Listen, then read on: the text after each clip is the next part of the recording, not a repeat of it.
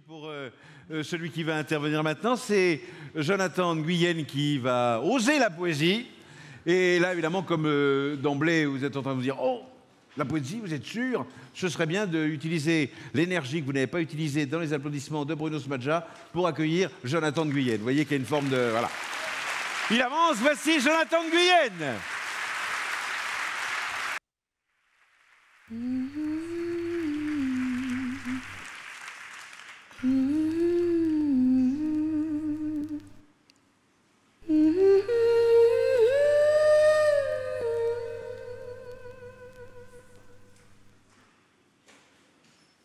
Au commencement était le sommeil.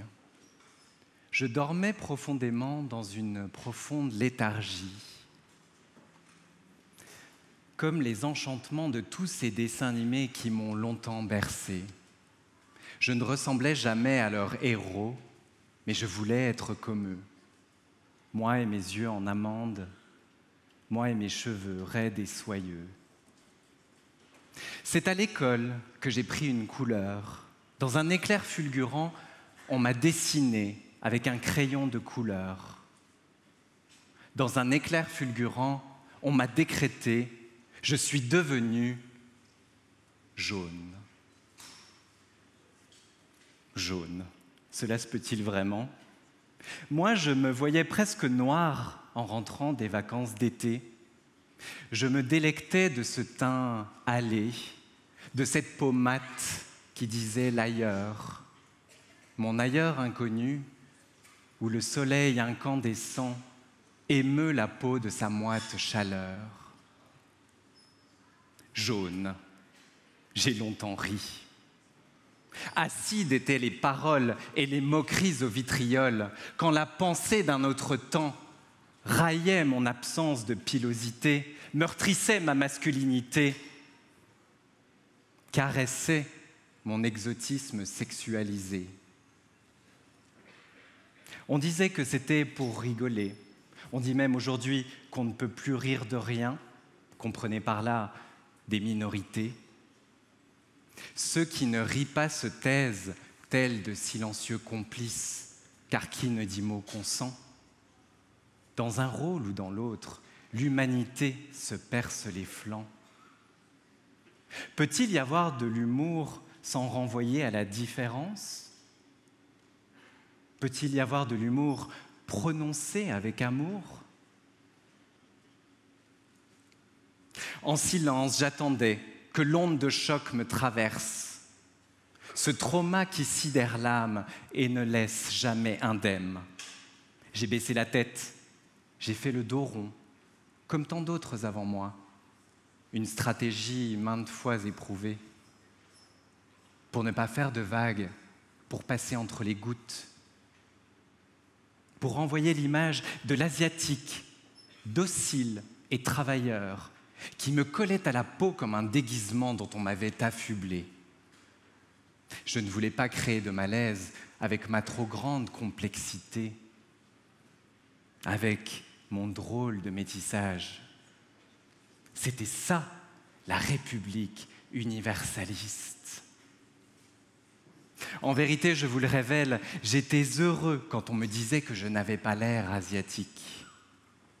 Discret soupir de soulagement, indicible trahison de qui j'étais.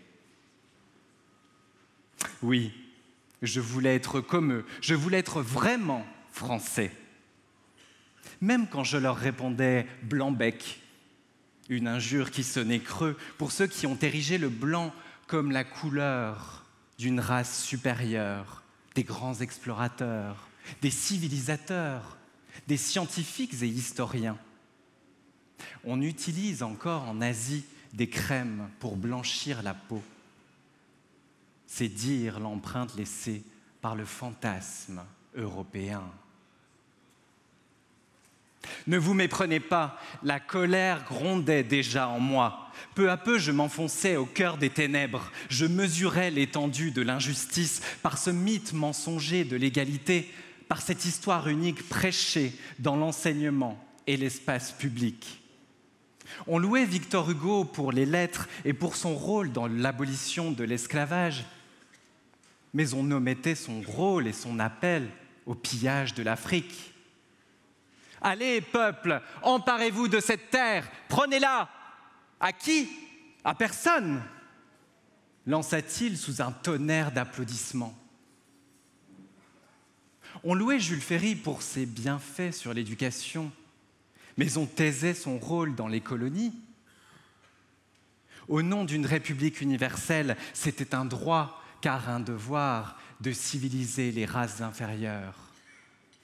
Ces grands hommes parlaient de sauvagerie, de barbarie, des mots qui définissent aux mots qui désignent.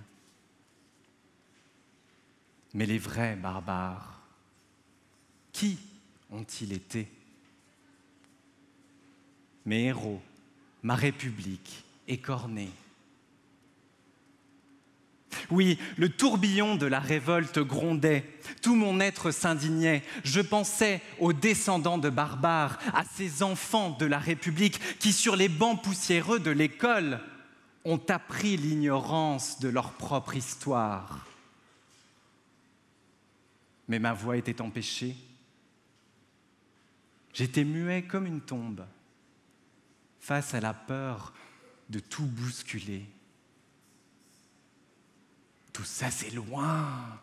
Ne remuons pas le passé, disait-on pour que le voile ne soit pas levé. Mais j'ai compris que l'histoire, elle, n'oublie pas. Elle ne s'arrête pas comme par magie, par une date d'indépendance. Elle poursuit sa marche inexorable. Elle continue à hanter les âmes tant qu'elle n'est pas exorcisée. Tel est le destin du passé colonial.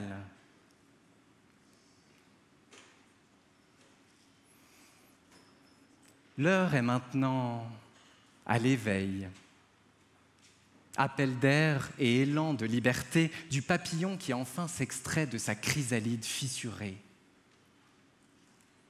Le temps a été précieux.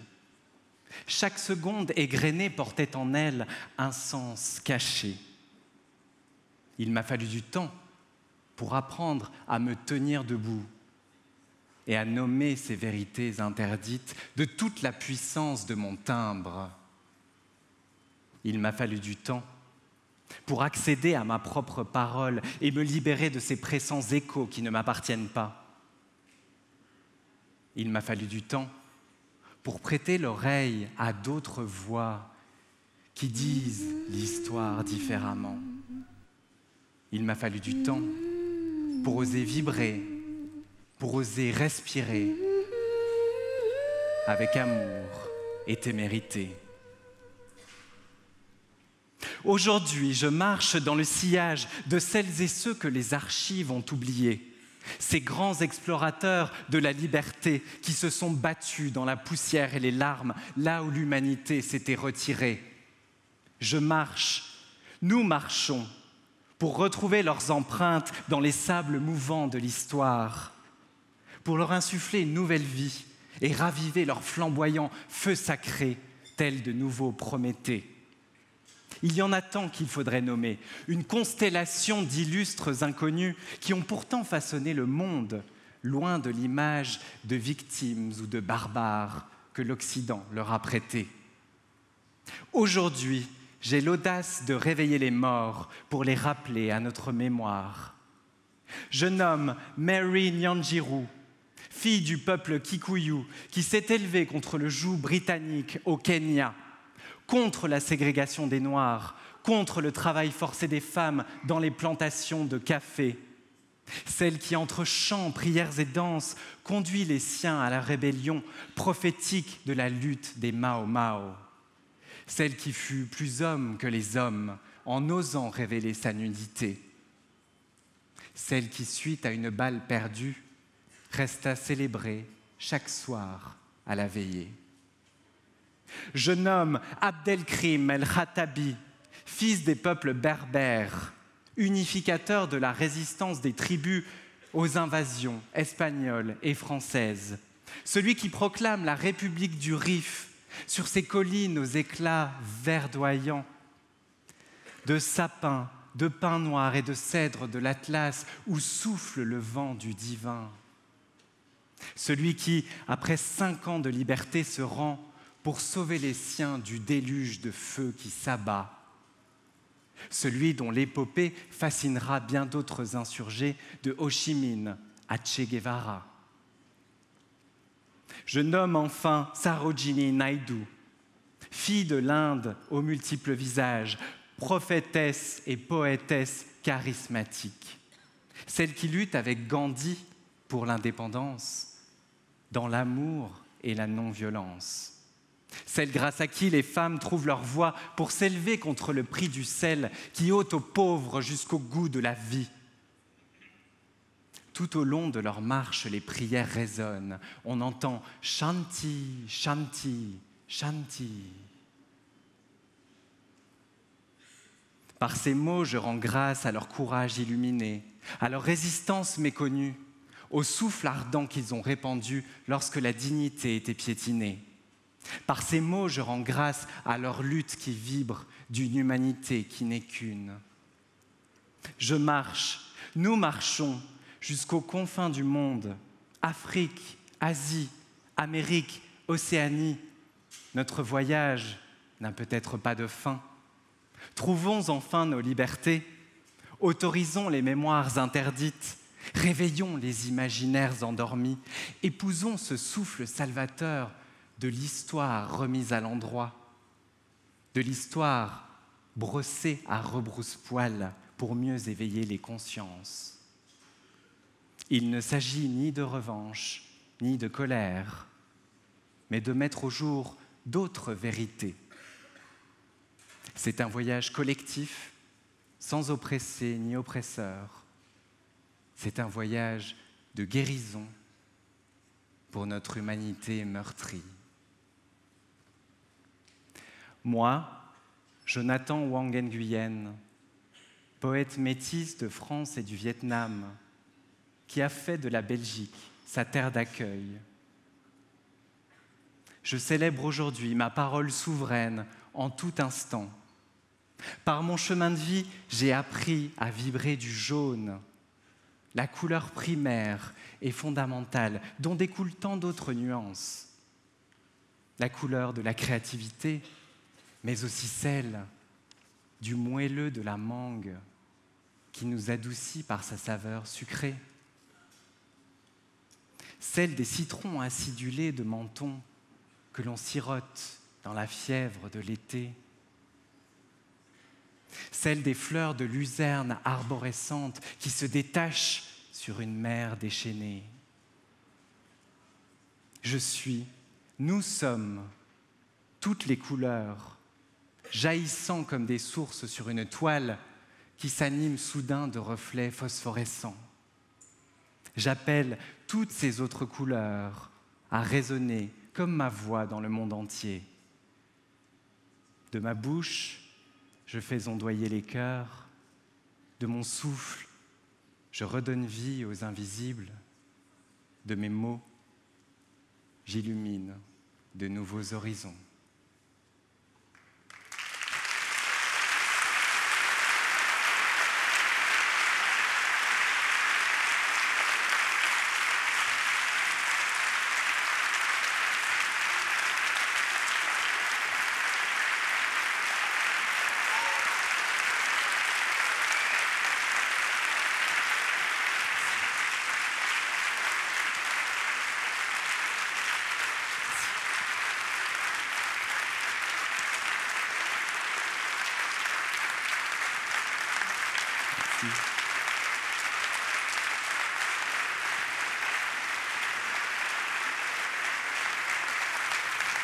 Merci.